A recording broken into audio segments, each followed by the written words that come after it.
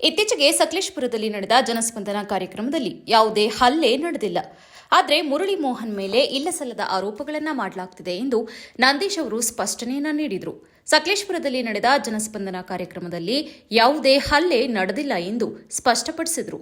ಜಿಲ್ಲಾ ಉಸ್ತುವಾರಿ ಸಚಿವ ಕೃಷ್ಣ ಬೈರೇಗೌಡ ಅವರ ಸಾರಥ್ಯದಲ್ಲಿ ನಡೆದಂತಹ ಕಾರ್ಯಕ್ರಮದಲ್ಲಿ ಜಿಲ್ಲಾಧಿಕಾರಿಗಳು ಹಾಗೂ ಪೊಲೀಸ್ ಅಧಿಕಾರಿಗಳೂ ಇದ್ದರು.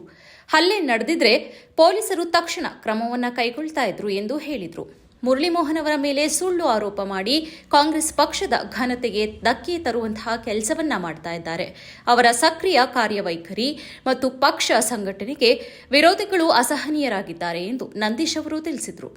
ಮತ್ತು ತಾಲೂಕು ಸಕಲೇಶಪುರ ಮತ್ತು ಆಲೂರು ತಹಶೀಲ್ದಾರ್ ಸಮ್ಮುಖದಲ್ಲಿ ವಿವಿಧ ಇಲಾಖೆ ಅಧಿಕಾರಿಗಳ ಸಮ್ಮುಖದಲ್ಲಿ ಮತ್ತು ಕಾಂಗ್ರೆಸ್ ಮುಖಂಡರುಗಳು ಉಪಸ್ಥಿತರಿರ್ತಾರೆ. ಆ ಕಾರ್ಯಕ್ರಮದಲ್ಲಿ ಆಲೂರು ಸಕಲೇಶಪುರ ಕಟ ವಿಧಾನಸಭಾ ಕ್ಷೇತ್ರದ ಶ್ರೀಯುತ ಮುರಳಿ ಮೋಹನ್ ಅಧ್ಯಕ್ಷರು, ಗ್ಯಾರಂಟಿ ಯೋಜನೆಗಳ ಅನುಷ್ಠಾನ ಸಮಿತಿ ಇವರ ಮೇಲೆ ಇಲ್ಲದ ಸಲ್ಲದ ಆರೋಪಗಳನ್ನು ಮಾಡಿ ಪಕ್ಷವನ್ನು ಕುಗ್ಗಿಸುವಂಥ ಕೆಲಸವನ್ನು ಸಣ್ಣಸ್ವಾಮಿಯವರು ಮತ್ತು ಅವರ ಸಹಚರರು ಮಾಡಿರುತ್ತಾರೆ.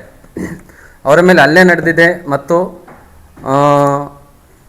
ಇಲ್ಲ ಸಲ್ಲದ ಆರೋಪಗಳನ್ನು ನಡೆಸಿದ್ದಾರೆ ಅಂತೇಳಿ ಮುರಳಿ ಮೋಹನ್ ಅವರ ಮೇಲೆ ಆರೋಪವನ್ನು ಹೊರಿಸಿ ಅವರ ಕಾರ್ಯವೈಖರಿ ಮತ್ತು ಸಂಘಟನೆ ಮಾಡುತ್ತಿರೋದ್ರ ಬಗ್ಗೆ ಸಹಿಸಲಾಗದೆ ಈ ಸಣ್ಣಸ್ವಾಮಿ ಅವರು ಮತ್ತು ಅವರ ಸ್ನೇಹಿತರು ಸಹಚರರು ಸೇರಿ ಮುರಳಿ ಮೋಹನ್ ಮೇಲೆ ಆಪಾದನೆ ಹೊರಿಸಿರ್ತಾರೆ.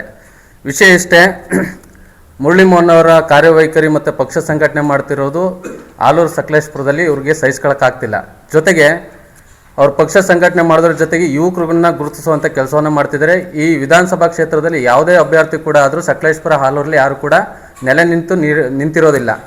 ಏನು ಚುನಾವಣೆಗಳು ನಡೀತಿತ್ತು, ಎಲೆಕ್ಷನ್ಗಳು ಮುಗಿಸ್ಕೊಂಡು ಬೇರೆ ಕಡೆಯಿಂದ ಬಂದು ಮತ್ತೆ ಅಲ್ಲಿ ಯಾರು ಕೂಡ ನೆಲೆಯಾಗಿ ನಿಲ್ತಾ ಇರಲಿಲ್ಲ. ಮುರಳಿ ಮೋಹನ್ ಅವರು ಸಕಲೇಶಪುರ. ಪತ್ರಿಕಾಗೋಷ್ಠಿಯಲ್ಲಿ ಕಾಂಗ್ರೆಸ್ ಮುಖಂಡರಾದ ಮಧು ಅಬ್ಬನೆ, ಅನ್ವರ್ ಪಾಷಾ, ರವಿ, ಶ್ರೀಧರ್ ಇತರರು ಉಪಸ್ಥಿತರಿದ್ದರು.